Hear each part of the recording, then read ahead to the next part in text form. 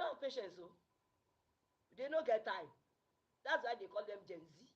They don't have time. They move fast. Get materials so that when she has a very strong online presence. The marketing company, I love that marketing company. I want to do business with them soon. They are very good. The marketing company she gave her advert to, I've not seen that type. Every time I open my Facebook, a school video must come to my feed. Then they even came to our environment. She's inside the Jakonde estate there. They dedicate days that they came to our environment to sensitize the environment for her. They were going from house to house, sharing flyers, meeting people, stopping people on the road, giving them flyers.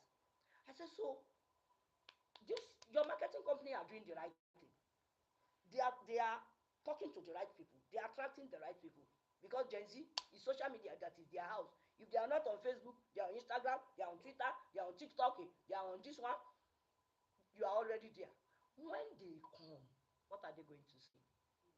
So we did some materials, but we've not set up. She has not bought anything for practical life. So I was in Montessori room one morning when we started the training, and I was teaching our teachers. A woman came in with that girl should be 2 plus 3 years. She looked like this. She came in with the admin staff. She looked like this. She said, "Where's the practical life shelf?" The 4 teachers that were with me, all of them, their eye met with my eye like this. It's like, yeah. So I just took it up from there. I said, the practical life shelves is coming up. In a few days, it will be here. Then we have sensorial. This is sensorial. I said, yes, I can see that. When she left, all of them said, "Mr. Badari, you said so." I said, eh? Shall I tell you people, Gen Z, they don't have time. She's not a teacher, but she's informed. She's informed. If they need a dentist in this area now, they will go online. They will go and type dentist in Alimosho local government. Suggestions will come. So they know where to go. So if they come and you call yourself a dentist and you get there, they don't see anything that looks like dentist, they move. So as an education service provider of this generation, you must be like this with information. Like this. Snap. And you must be physically,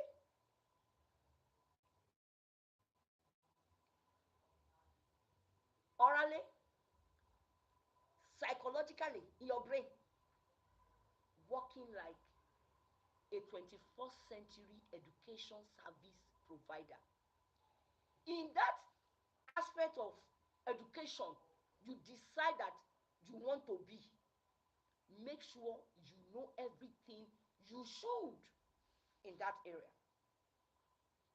I've been working in early childhood for the past 18 years. I've been in education for 31 years. This year makes it 31 years. But early childhood, the first years were secondary school. I rose to the position of the HOD arts because I have my NCE and my first degree in fine arts, fine art creative art. But when I left the secondary school, I moved to early years. I have faced the early years in the last 18 to 19 years. I've not looked back. So there's very little you can talk about in early years that I'll tell you, I've not had this one before. I have pitched my tent in Montessori. Does it mean Montessori is the only early year program that is available? No. There is EYFS. I know about it. I have a certificate in it. But I did not pitch my tent in EYFS because I know that to me, any other person can see any other thing. We all have from different schools of thought. But from my own school of thought, EYFS is not appropriate for the Nigerian environment. The reason is EYFS demands that teachers must be sorting materials from time to time to teach. There is hardly any physical material like this.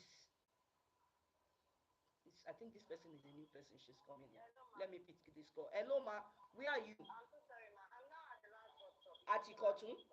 Now, ask people there, anyone you see around, Ask them for bus or keke going to Igondo. Going to where, ma? Igondo. Igondo. Yes. Then when you enter the bus, you tell the driver you are dropping at Paco bus stop. Paco bus stop in front of Amin petrol station. Okay, ma. Okay.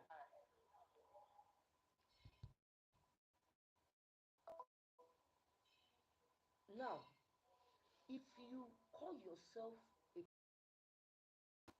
you must speak the language of that professionalism.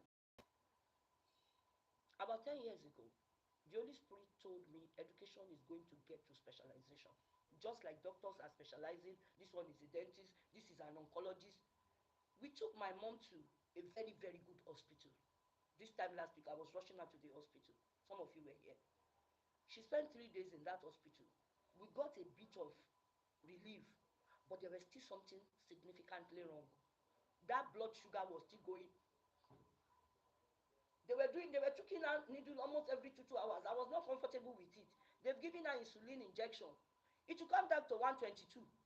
The 2 hours again when they do it, it is 320. The other time is 190. So the doctor was concerned, but he's a GP, he's a general practitioner. He's not a specialist on diabetics. I started making my finding because he was saying maybe I should go to the general hospital because all the specialists are in the general hospital.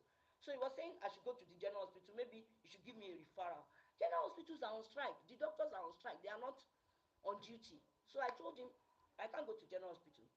One way or the other, I was able to call my sisters and we were able to um, um, get somebody at the Federal Medical Center, Ibutemeta, a very young person, but who has been specializing in diabetics and geriatric health, old people. So we got him. We had to take her down.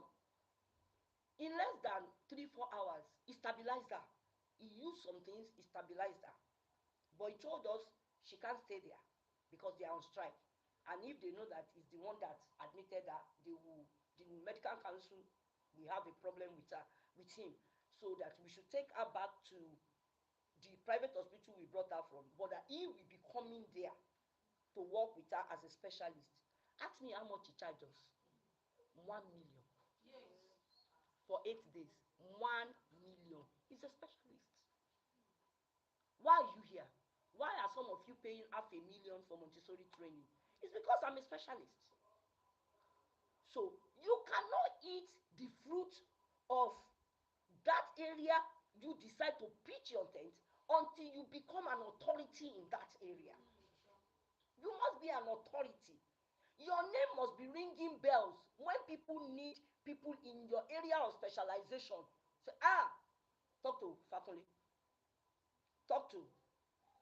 That's when they know you.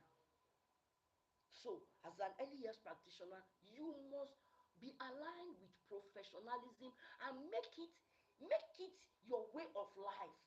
That any time you are talking about children, you are using professional terms. You are deep. The secret is in the deep. You have to go deep. Now, as a collaborator with parents, you must communicate regularly about the development of the child with parents. And when you are collaborating with parents, communicating about the child to parents, you must use professional terms. Because it's one parent that will talk to another parent about you, and then another parent about you. 75% of people that comes to this center or that I work with, I even go out to work with, they see me online. I don't know them before from anywhere. I don't know them. The woman that called me now, that she's on her way, when she called me 2 days ago, she said, I saw you on TikTok. I'm not even a favorite of TikTok. Maybe Mr. Lighton posted my video there. But when she saw me on TikTok, if all I'm saying is blah, blah, blah, I'm just saying I'm not facing my business, will she come? Professionalism. Duties of a Montessori teacher. Daily preparation, number one. You must prepare and organize the classroom. Daily preparation, not weekly preparation. Every day. Every day. Number two, lesson preparation. You must be able to provide individual and small group lessons. There's possibility for you that in your classroom of 15, you are having 4 groups. In that classroom of 15 children, you are having 4 groups. What do I mean 4 groups? Everybody in that class are in the age range of 4 years old. Somebody is 3 years, 9 months, somebody is 4 years, somebody is 4 years, 2 months, somebody is 4.5 years. You can even have a 5-year-old there. But within that 15, there are people who can read. There are people who cannot read. They cannot read anything. Eat, they can't read. And they're in that class. There are people who can do simple addition. There's somebody who can count and write 1 to 50. She can't add anything. There's somebody who can only write 1 to 10. There's somebody who will even tell you, Mrs. Alala, they come and hold my hand. In that same class.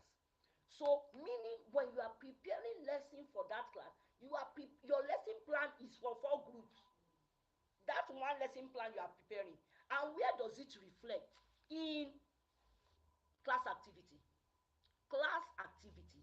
In your objective 1, at the end of this class, that place we write, at the end of this class, the children should be able to, that's when you start plugging in all your patients. They are your patient, you are the doctor.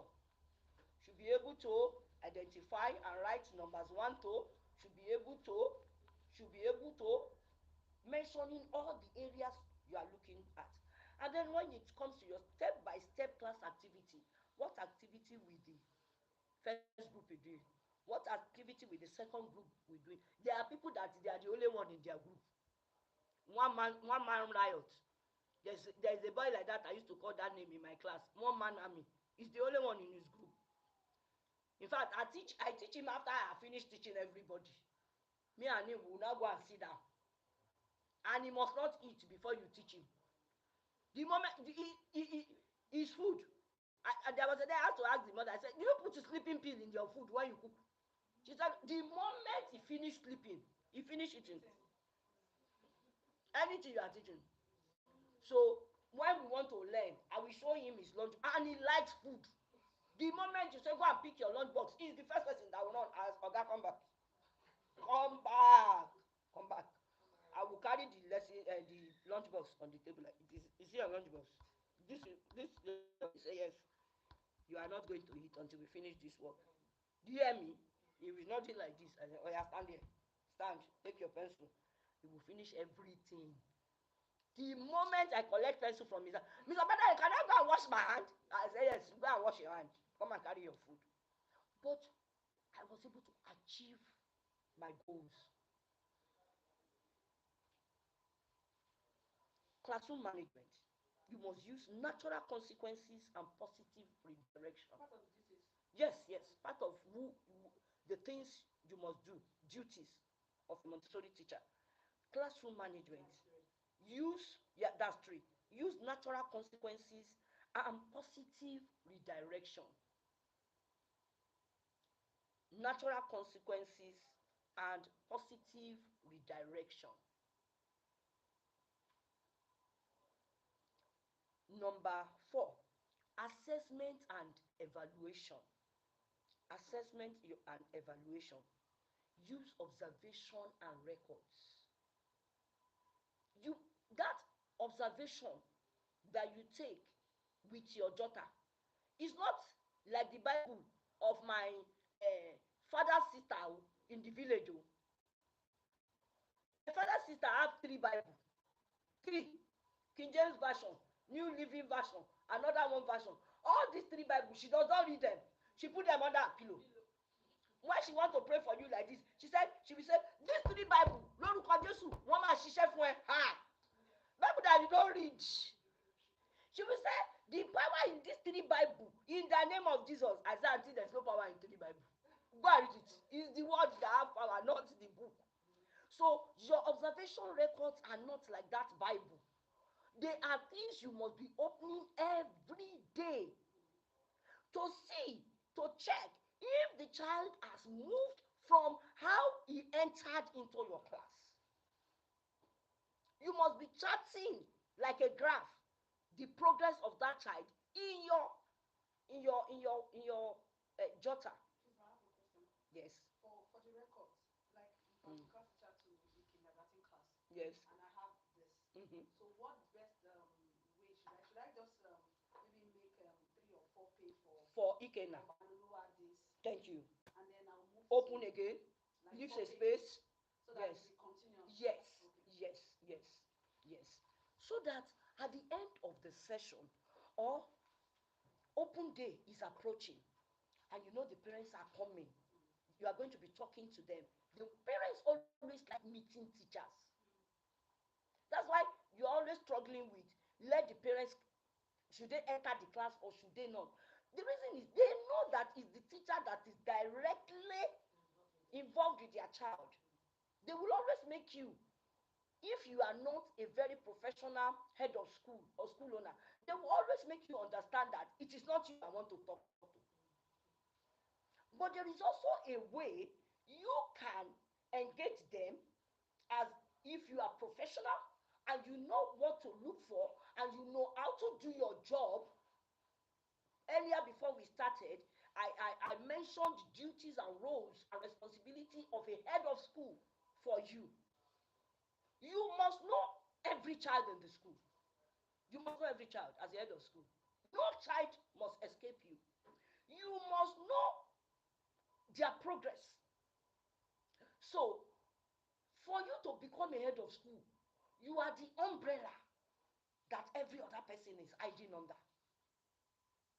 You can present your teacher, even though in the class the teacher is weak, she has some lapses.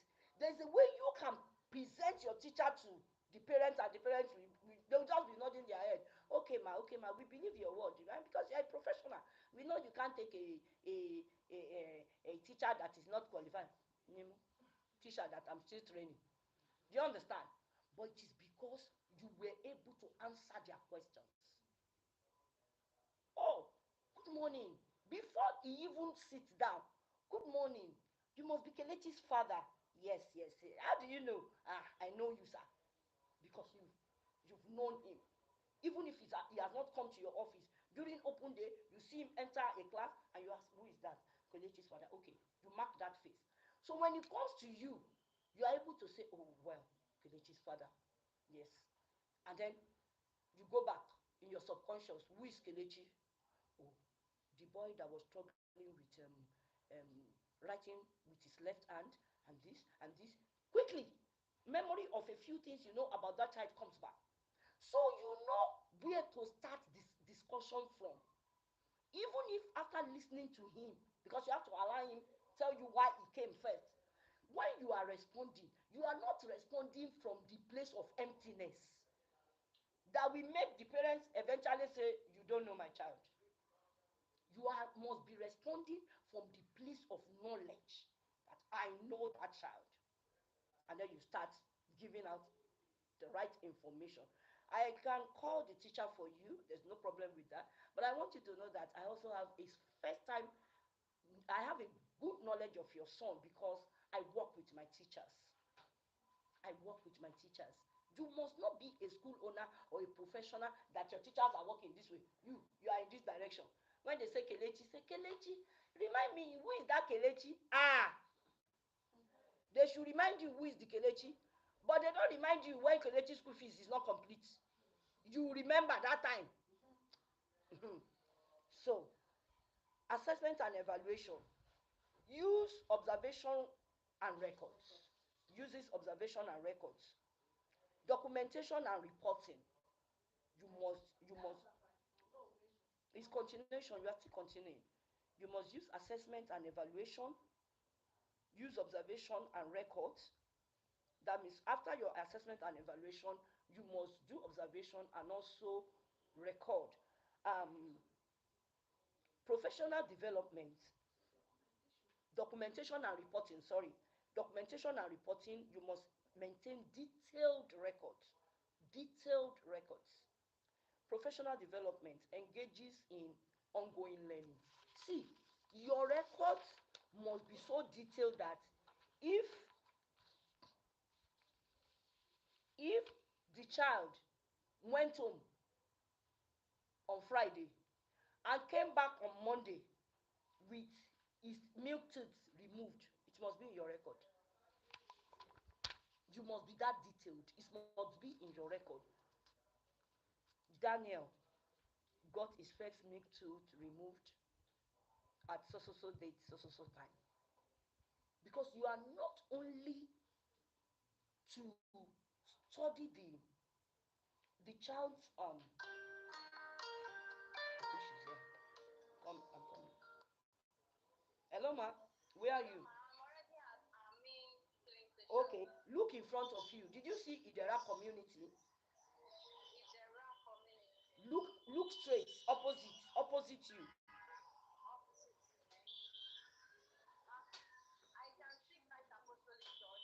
The road, the yes, just enter that Idera community. Start walking down. The first the first turning on your right. When you enter the first turning on your right, the first gate on your right, walk down.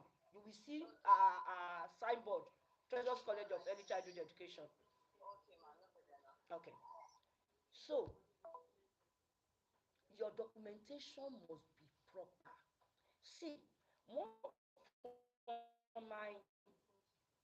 from my work experience, one of the things I've realized that makes me love documentation is that people, when people know you, they won't do anything with you. They will be careful when they are coming to you. And I don't allow parents to catch me unawares. The moment you come, you ask a question, I'll say, give me 1 minute. My daughter, at least I didn't know you are coming. So you can't say I wrote it because I know you are coming. 21st of January 2024. To for me. Fear no go catch you. You're talking to me in 2025. I started your daughter's record from 2024 January when he joined our school in grade 1. Fear no go catch you. I will read the Bible of your child to you, the record, and your own lapses as a parent. Because everything is in my observation. The day you did homework, the day you did not do homework, the day you came late to pick, the day you came early to pick, everything there. So we will both now analyze the record and see who is doing his job and who is not doing our own. Because teachers are pseudo parents to children. They spend more time with teachers. Some of us even know these children more than their parents because they spend more time with us. So you can give parents information they don't even know about their child. Let's go on quickly because I want us to go on break by 12. Now, the attributes of a good Montessori teacher. Now, another topic, attributes of a good Montessori teacher. A good Montessori teacher must be patient. A good Montessori teacher must be patient. A good Montessori teacher must be respectful. A good Montessori teacher must be observant.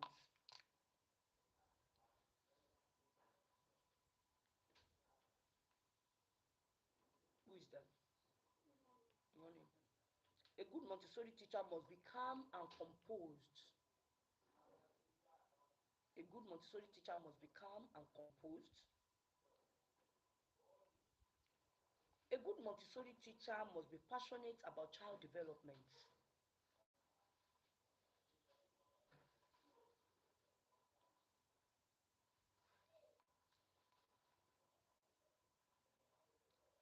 A good Montessori teacher must be flexible and adaptable.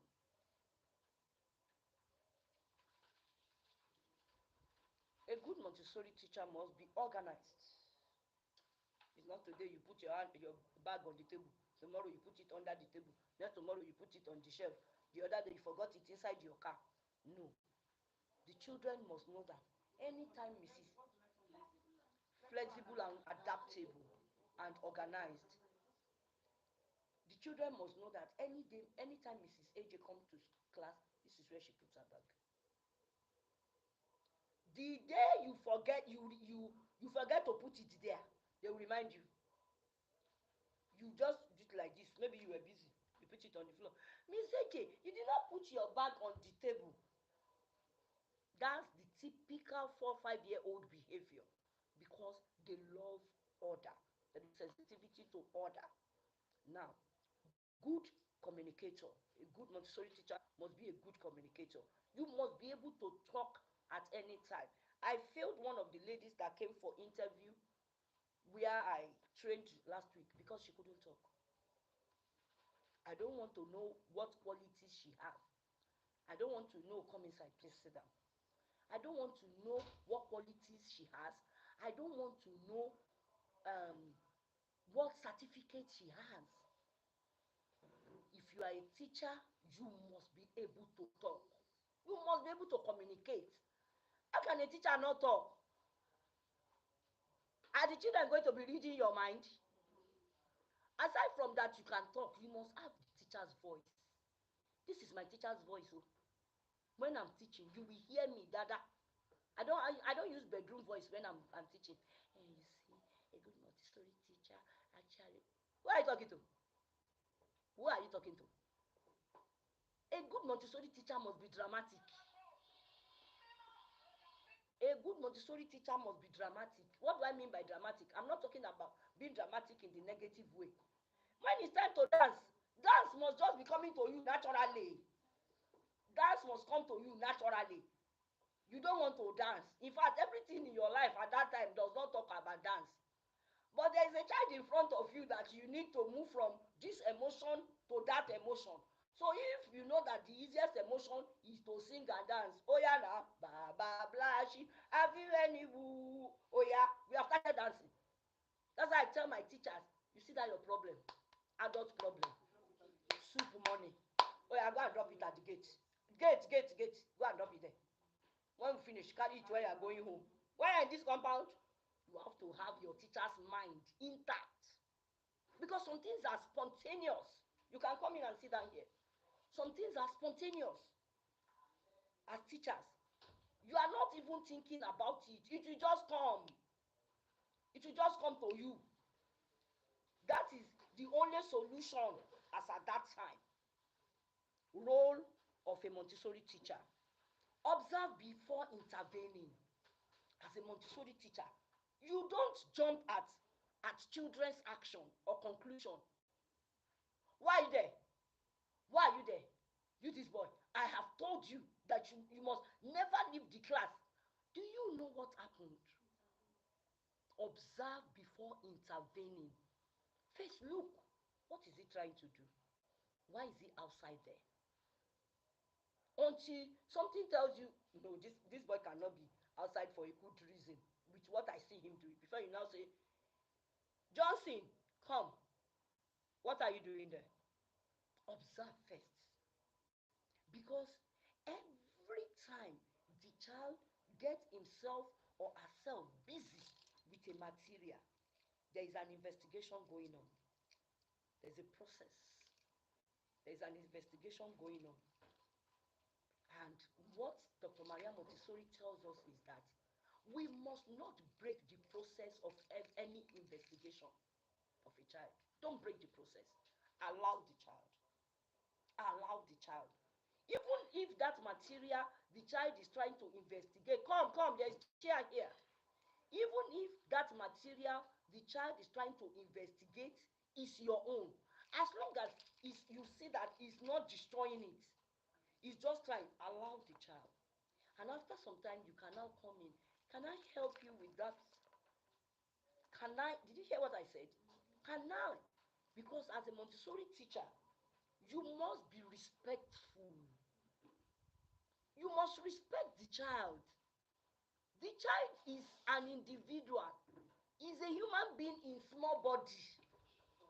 You don't just say, Tofu me, drop that thing you are doing. Oh yeah, take this money. Go and buy bread for me. You are encroaching the life of a human. You are encroaching into the life of a human. If anybody treats you like that, will you like it? You an adult, will you like it?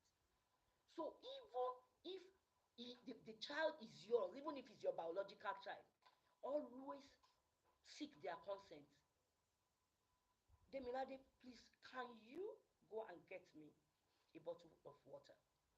Remember, in the course of this dialogue or conversation, you are teaching the child so many things. You are teaching the child how to break a conversation, how to take an excuse, how to be empathetic and respectful.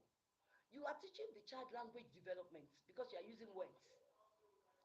Majorly, you are teaching emotions, how to react, behave, because we are models to children. Now, a good Montessori teacher, I've talked about patience, respectful, observant, No, we're done with that. Rose. roles. Yes, that's when I say observe before intervening. Respect each child's pace. Pace, not space. Oh. Respect each child's pace. It's not every child that can run. Can't you run? See the way you are walking. It's not every child that can run. It's not every one of us that are modeled to be running.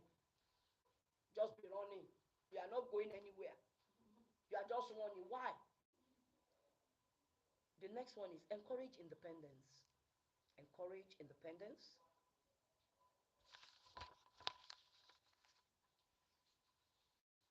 Model grace and courtesy. Model grace and courtesy. Maintain open communication.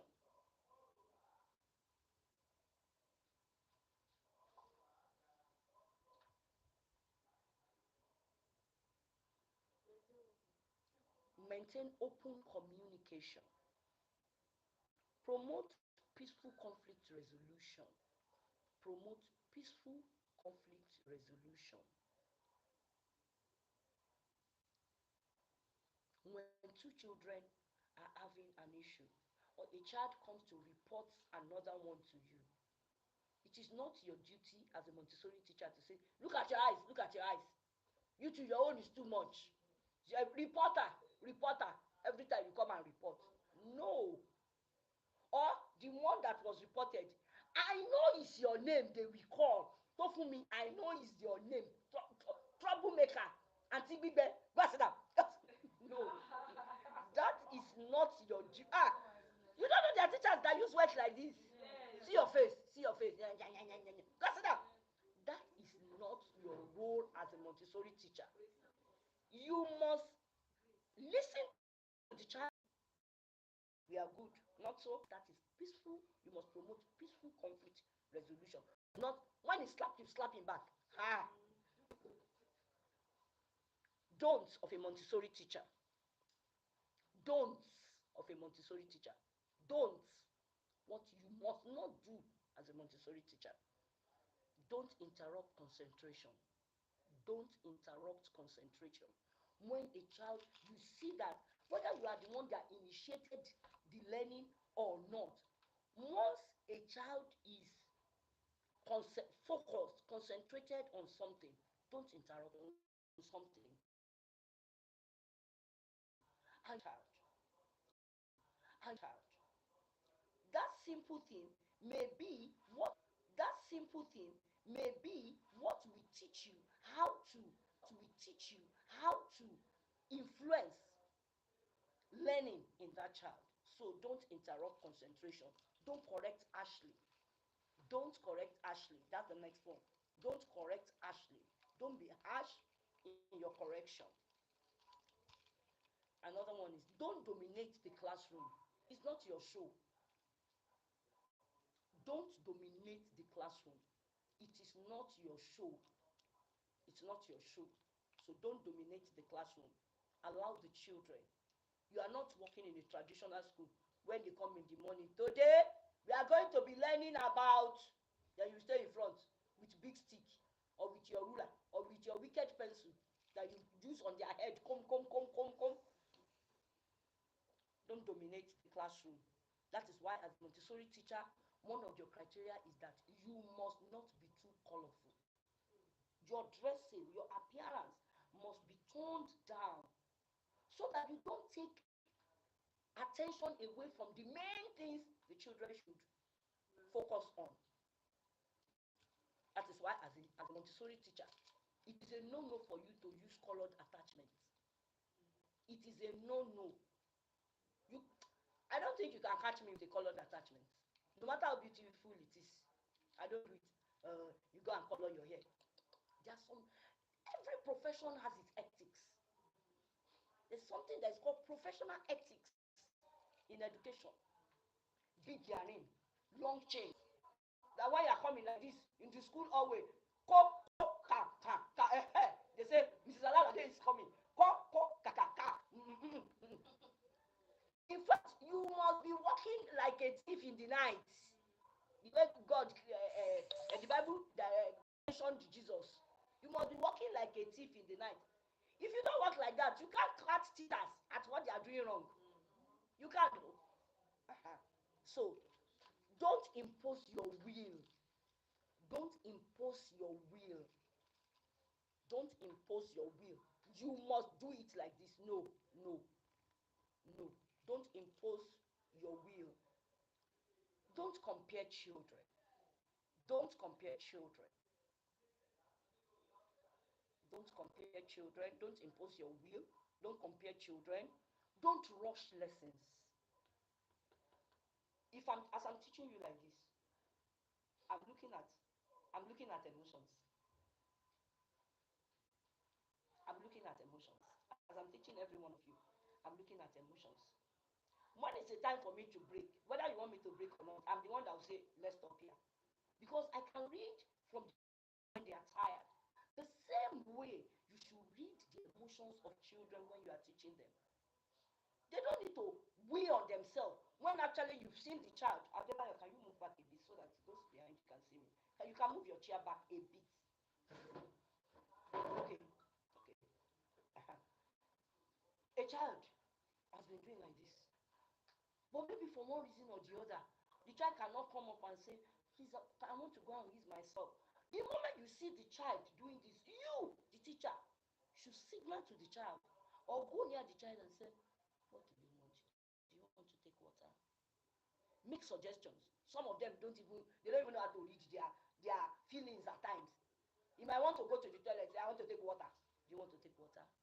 Do you want to ease yourself? Okay, go. Don't be the authority. If I don't finish, like my math teacher that made me not to like maths in secondary school, nobody goes anywhere until I finish in this class. All of us go to different places when you finish because we did not pass maths. Because he was not empathetic. He didn't care about our feelings. And there is no law that says when you teach, learning must take place. There is no such law in this world. The power to teach is with you. The will to learn is with me. Is with the students. Right now, as we are here, the power to teach is with me. The will to learn is with you people. You can be here and you will not learn. Some of you can be in this class and you will not learn anything. And when we are finished, you just carry your bag, go to your house. Because as you are there, you are pressing phone, you are answering messages, you are doing this one. You understand? It's the same way it is with children. So it is not written anywhere that I have taught them part of the body today. They have learned. Do assessment. You will know who learned and who did not learn. But that I have always also said that the power to teach is with the teacher and the will to learn is with the child. If you are an intelligent teacher, you will delete that topic. Ask me how. Ask me how. Number one, from your planning till your execution and your evaluation, you will make sure that you teach in a way that the children will learn. How do you do that? You make the lesson interesting. It must be interesting. If you carry it in your mind that there is ability for these children not to learn, despite all my shouting, all my effort, before you start planning, you would have planned a rich lesson and activities that will make sure they learn. You will say, with all these things we are going to do, any child that does not learn in this class, that one has a special problem. Then that one has gone to special needs. Inclusion. But there is a way you can plan lessons that even the inclusive child, that is the child with a disability, will learn. He has a disability.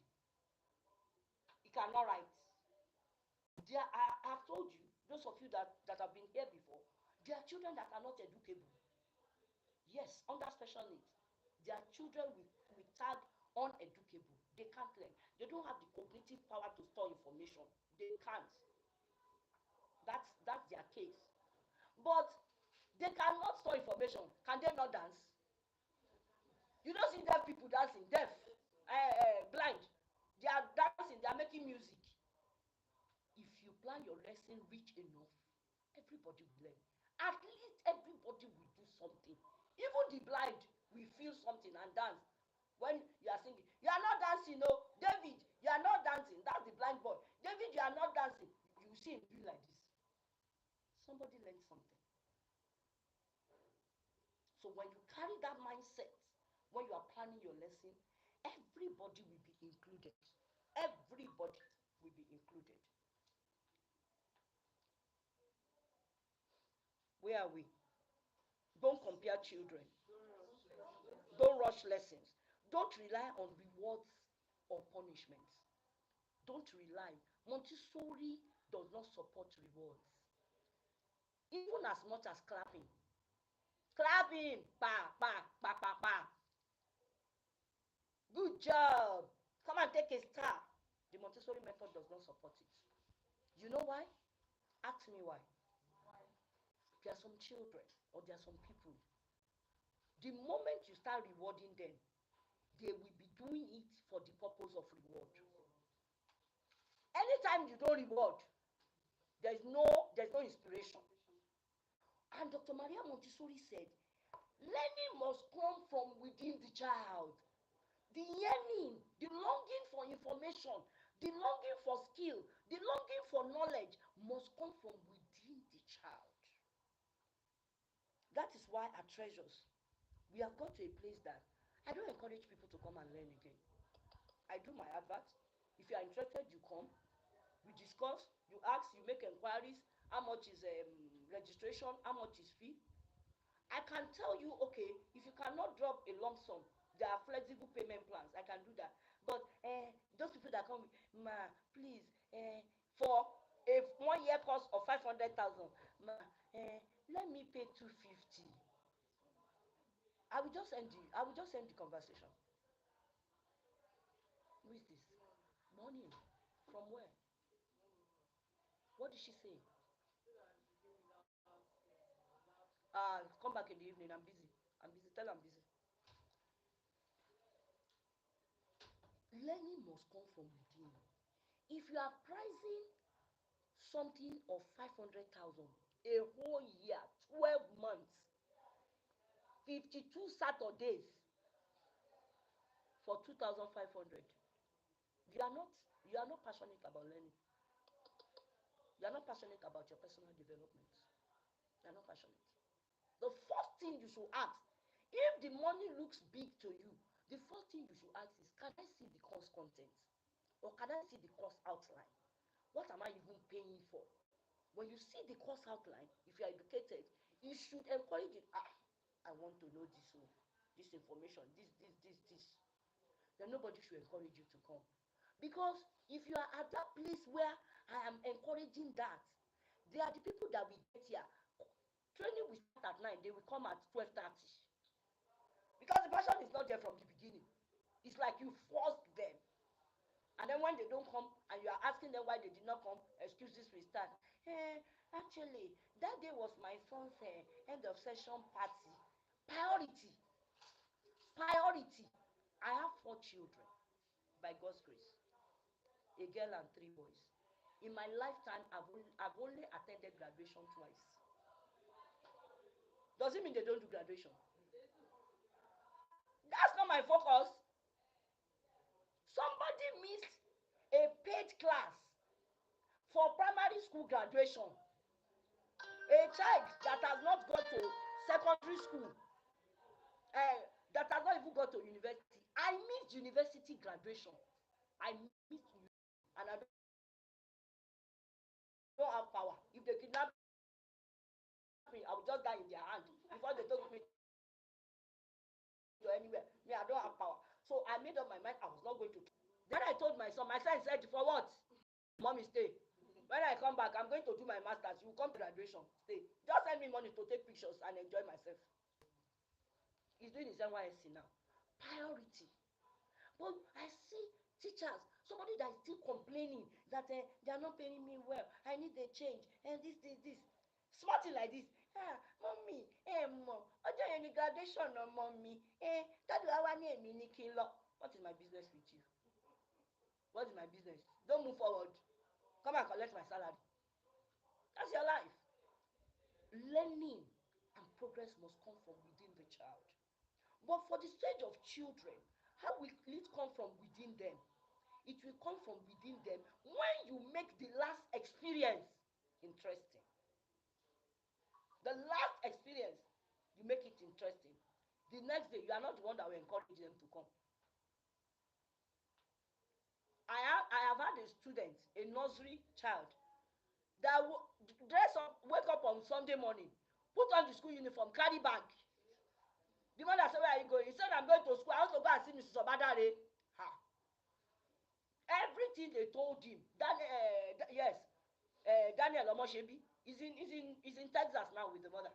He has finished secondary school. Everything the parents told him, this boy did not agree until the mother called me and put me on video call. That I should tell him that I'm not in school. Today is Sunday. That was when I begged him. I said, "Look at me, I'm at home. I'm going to church. See my Bible. Nobody is in our school. You get there, security will not allow you to enter. Tomorrow, we'll come to school." That's when this boy. The father said he didn't even agree for them to remove uniform. He went to church with school uniform and bag.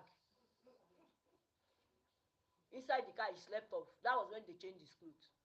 Passion. Passion. You must make every learning experience worthwhile. What's the while of the child? Don't clutter the environment. Don't clutter the environment. Everything should not be in your class. Your class should not be looking like a shrine. I entered the school. She wanted to buy some materials, so she asked me to come to her school so that we can discuss. The nursery session, as we entered like this, everybody was crying. Cry was coming from every room, almost every room. As somebody say, yeah. I said, "What is happening in this place?" Do you know what this woman was doing? Mrs. Ojo, báwọn ọmọ ẹ sọ̀rọ̀ o, ariwo yẹn ti pọ̀ jù. Miss Biodun, what's happening in your class? Early year school. I was looking at this one like this. I wanted to tell her, "Are you from which village? They are talking like this. The teachers don't know better. You, the school owner, don't know better." When we entered the office, I sat her down. She wanted to start talking about material. I said, "Let's talk about your classes. What is happening? Why is everywhere so chaotic?" She said, "It's in the afternoon. I think it's because we did not put on the inverter, and that inverter is faulty. I've told the boy that did it to come. I think they are a bit hot." I said, "Madam, they are not. The colors of your classroom are the ones causing that. You know the color this woman painted the classroom? Look at Mr. Lagade's shirt. Hot pink fire. Dark blue. Colors that instigate emotional uprising. There are some colors. When children are in that environment, they are looking at it. They cannot tell you, but every time, what is happening to them is so any small thing they are just supposed to say, "Please," it's the colors. Why do you think every time you look at abroad pictures, their classroom, their homes, their offices, you see white? Why do you think they do that? They just like to be painting white? Because it helps. The colors you put in classrooms must be calming. Sky blue, very light green, very light. Not Globacom green, no. Not this type of green I'm wearing.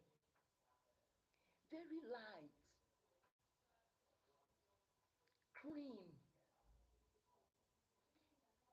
If you are afraid that they are going to make the walls dirty, because of course you can't stop children from touching walls, cut it into two and let a darker shade of that same color now come to the lower side, so that you can maintain it. And if possible, make sure that the texture, the coating of the paint you use for that lower side is something like satin, something like mark.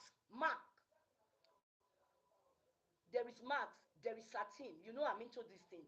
There are there are some paints. When we use it for the lower side of your classroom, all you will just need to do is to be wiping it. You don't need to paint over and over. When next you want to paint, you can just paint the upper part if it's dirty. The lower part, your cleaners can wipe it with cloth, and it will come back. Do you understand? So don't clutter. In conclusion, a Montessori teacher nurtures a child's natural curiosity and independence, guiding them in a prepared environment and fostering self-motivation, confidence, and love for learning. The love for learning. You must help the child to develop a love for learning through observation, respect, and thoughtful guidance. I'll come again. The Montessori teacher supports holistic development and lifelong learning. Let me come again.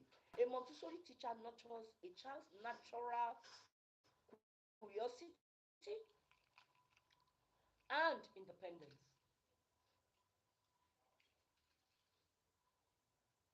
Can I go on? Confidence. No, guiding them in a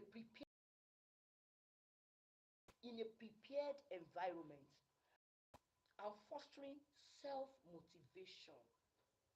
Instead of using reward, foster self-motivation. Move them to a place where it will come from inside of them. Fostering self-motivation, confidence, and love for learning. Let me go again. A Montessori teacher nurtures a child's natural curiosity and independence, guiding them in a prepared environment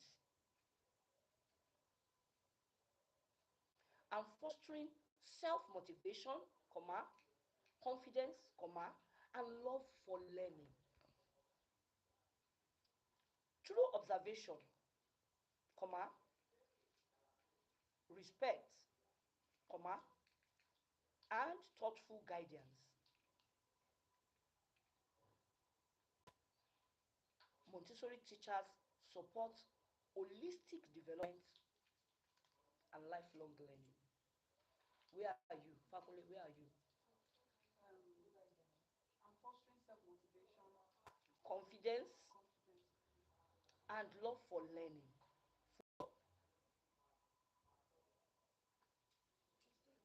Through observation, respect, through observation, respect, and thoughtful guidance,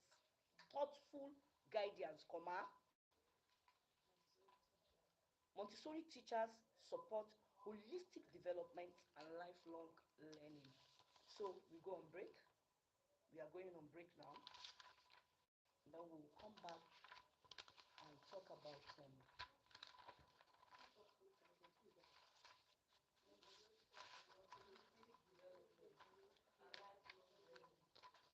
through thoughtful guidance. Thank you. We'll go on break.